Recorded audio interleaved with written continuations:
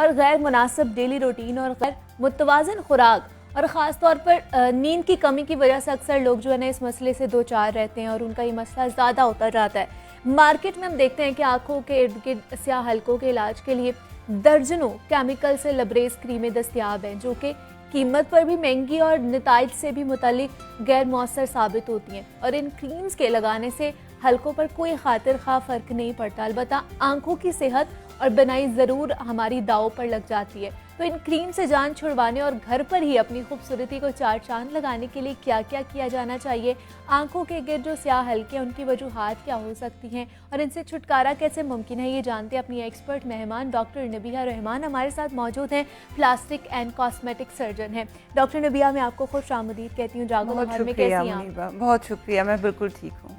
Doctor Nabiha, आज हम बात कर रहे हैं, मतलब ये हर किसी का कंसर्न है, मेरे से लेके जितने भी बड़े उम्र के लोग हैं उन सब का कंसर्न है कि आंखों के नीचे डार्क सर्कल्स पड़ जाते हैं। इसका हल बताइए हमें कि किस तरह हम इनको कर सकते हैं। सबसे पहले तो मुझे इसकी वजूहात बताइए कि ये पड़ते क्यों हैं डार्क सर्कल जो है। डार्क सर्कल्स की मुनीबा बहुत सारी वजूहात हैं। इसमें ज़रूरी नहीं है कि एज के साथ हो, यंग लोगों को भी ये प्रॉब्लम है। ठीक है। एक तो इसकी सबसे पहली रीज़न ये है कि अगर आपकी नींद ना पूरी हो, नींद की कमी से ये हो जाते हैं। उसके अलावा कोई एलर्जिक रिएक्शन अगर स्किन पे हो, कोई एलर्जीज हों, that is one of the reason. और हाइपर पिगमेंटेशन, कुछ लोगों को हाइपर पिगमेंटेशन का इशू होता है, उसकी वजह से डार्क सर्कल्स हो जाते हैं। और एज के साथ स्किन थिन हो जाती है, पतली हो जाती है, उसकी वजह से भी ये डार्क सर्कल्स होते हैं। क्योंकि आँखों के नीचे जो फ़ैट की लेयर होती है अगर वो कम हो जाए तो उसकी वजह से भी डार्क सर्कल्स होते हैं।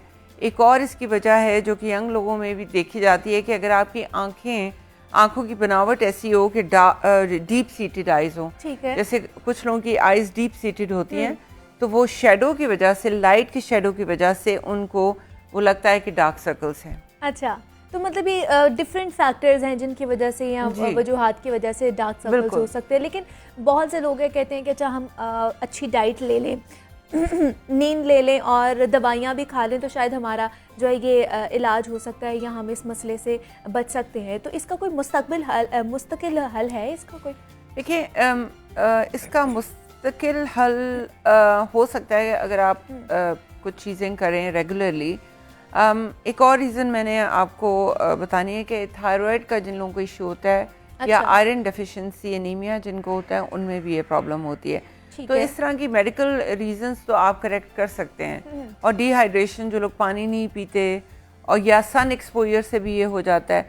तो इसमें देयर आर मतलब सिंपल रेमेडीज भी हैं इसकी और मेडिकल भी हैं। ठीक है। सिंपल जो चीज़ें आप घर में कर सकते हैं उसमें आप एक तो पानी ज़्यादा लें, अपनी नींद को पूरा करें और सन एक्सपोजर से सन ब्लॉक यूज़ करें। इसके अलावा कुछ क्रीम्स हैं जिनमें कोजिक एसिड होता है, विटामिन सी होता है, या हाइड्रोक्विनोन होता है जो आपकी स्किन को थोड़ा लाइट करता है। ठीक है। वो आप यूज़ कर सकते हैं। और अगर आप मेडिकल इसकी ट्रीटमेंट चाहते हैं तो पील्स हैं, डिफरेंट टाइप्स की पील्स होती हैं, वो आप कर सकते हैं। उसके अलावा जो फिलर्स होते हैं, जो डर्मल फिलर्स जो आजकल काफ़ी पॉपुलर हैं, वो भी यूज़ करते हैं आँखों के नीचे। उसमें ये होता है कि वो आपको वॉल्यूम देते हैं। उसमें हाइलुरोनिक एसिड होता है जो आपकी स्किन को इम्प्रूव करता है।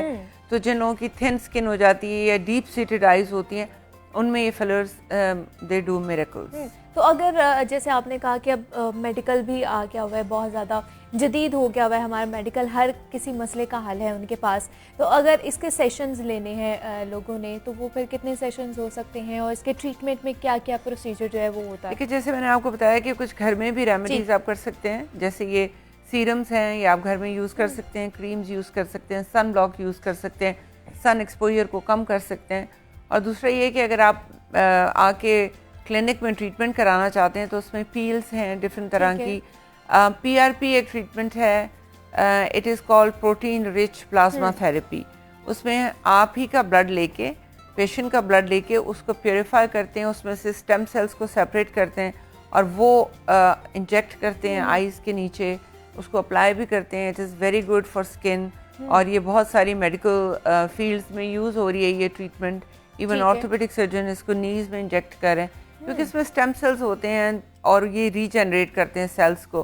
दे are very good for skin, और डार्क सर्कल्स के लिए भी एक ट्रीटमेंट है ये। लेकिन कौन सी एज से जो है ये ट्रीटमेंट हमें लेना शुरू कर देना चाहिए, क्योंकि आजकल हाइड्रा फेशियल्स भी और बाकी भी फेशियल्स जो हैं वो स्टार्ट हो चुके हैं और छोटी छोटी लड़कियां भी इस साइड पर जा रही हैं, क्या इसके साइड इफ़ेक्ट्स भी हो सकते हैं?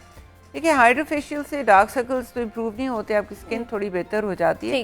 Hydra facial is just like any facial. लेकिन ये कि जो मेडिकल ट्रीटमेंट्स हैं, जो आपने पूछा कब से शुरू करनी चाहिए, अगर कोई यंग पेशेंट मेरे पास आता है और उसके पास उसके मतलब डार्क सर्कल्स हैं और उससे उसका कॉन्फिडेंस शटर हो रहा है और इट्स अ सीरियस प्रॉब्लम, तो इसको ट्रीट करने के डिफरेंट तरीके हैं। जैसे मैंने आपको बताया कि फिलर्स भी यूज़ किए जा सकते हैं, यंग एज में भी उसका कोई साइड इफ़ेक्ट नहीं है। मगर ये बहुत इंपॉर्टेंट बात है कि ये सारी ट्रीटमेंट आप किसी क्वालिफाइड और ट्रेंड प्लास्टिक सर्जन से करवाएं, क्योंकि अगर आप किसी ऑब्वियसली जैसे आप फॉर एग्जांपल अगर आप अपने कपड़े किसी ऐसे टेलर के पास ले जाएं जिसको स्टिचिंग अच्छी ना होती हो, तो वो तो ख़राब कर देगा आपके कपड़े। सिमिलरली आपका फेस है, आपकी आइज़ हैं, दे आर वेरी इंपॉर्टेंट। तो आपको थोड़ा सा ये देखना चाहिए कि आप ट्रेंड क्वालिफाइड डॉक्टर के पास जाएं। लेकिन आपके पास किस तरह के पेशेंट ज़्यादातर आते हैं, मर्द आते हैं, ख़वातीन आती हैं? मेरे पास टू बी ऑनेस्ट फीमेल्स की परसेंटेज ज़्यादा है, क्योंकि फीमेल्स ऑब्वियसली ज़्यादा कॉन्शियस होती हैं। लेकिन मेल्स भी आते हैं, ये नहीं कि मेल्स नहीं आते, लेकिन परसेंटेज फीमेल्स की ज़्यादा है। और डार्क सर्कल्स के लिए भी आते हैं बहुत सारे पेशेंट्स। ये प्रॉब्लम काफ़ी कॉमन है डार्क सर्कल्स की। तो हमें जो हमारी रूटीन है, हम देखते हैं कि बहुत से लोग हैं सनस्क्रीन का यूज़ नहीं करते, या फिर अपनी जो डेली रूटीन होती है सुबह मॉर्निंग की या रात को सोने की, वो भी प्रॉपरली नहीं करते। तो क्या उस वजह से भी ये सारे प्रॉब्लम्स हो सकते हैं हमें? जी, एक इम्पॉर्टेंट बात मैं आपको बताऊं कि मेकअप, जैसे फीमेल्स मेकअप यूज़ करती हैं, तो अगर वो मेकअप रिमूव ना करें रात को सोने से पहले, that can cause skin problems.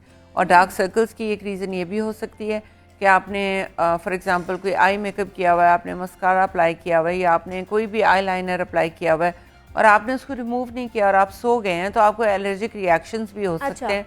तो आपको ये बहुत इंपॉर्टेंट है बात कि आप अपना पूरी तरह से क्लेंस करें, अपना मेकअप पूरी तरह रिमूव करें रात को सोने से पहले। ठीक है। मतलब ये छोटी छोटी बातें जो आप घर में कर सकते हैं। लेकिन क्या हमारी स्किन टाइप पे भी बहुत ज़्यादा डिपेंड करता है ये सारी चीज़ें, जितने भी प्रोडक्ट्स हम यूज़ कर रहे होते हैं? हमारी स्किन टाइप ऐसी है कि हमें फील ये होता है कि हमारा एक इम्प्रेशन है कि हमें सूरज से कोई फ़र्क नहीं पड़ता। मगर दिस इज़ रॉन्ग, ये गलत बात है, क्योंकि जब हम बहुत ज़्यादा एक्सपोजर हमारा सन से होता है तो उससे ये सारी प्रॉब्लम्स होती हैं। प्रीमेच्योर एजिंग होती है, उसके अलावा आपकी पिगमेंटेशन ज़्यादा होती है, डार्क सर्कल्स पिगमेंटेशन की वजह से भी हो सकते हैं। क्योंकि मेरी प्रैक्टिस इंग्लैंड में भी है, तो वहाँ पे जब सन एक्सपोजर बहुत ज़्यादा लोगों को होता है तो उनको रिंकल्स हो जाते हैं। उनकी स्किन क्योंकि बहुत थिन होती है तो उनको रिंकल्स और एजिंग हो जाती है। मगर हमें ये नहीं समझना चाहिए कि हमारी स्किन सन प्रूफ है, ऐसा नहीं है। हमें सन ब्लॉक ज़रूर यूज़ करने चाहिए। सन जो बहुत हार्श जब सन होता है उससे प्रोटेक्ट करना चाहिए। तो ये जो जैसे आपने बताया कि आंखों के नीचे लाइंस वगैरह आ जाती हैं, तो उनका भी ट्रीटमेंट है? जी बिल्कुल, आंखों के नीचे लाइंस की डिफरेंट रीजंस हैं कि समटाइम्स लूज स्किन हो जाती है जो कि एज के साथ होती है, या आपकी स्किन वैसे थिन हो जाती है, या आंखों के नीचे सोजिश कह सकते हैं उसको, स्वेलिंग, या आई बैग्स। ये दो चीज़ें होती हैं। अच्छा। और ये यंग लोगों में भी होती हैं, ये नहीं कि एज के साथ होती हैं, लेकिन मैंने फ्यू यंग पेशेंट्स को ऑपरेट किया हुआ है जिनकी आईज के नीचे पफिनेस या आई बैग्स हैं। एग्जैक्टली, हाँ।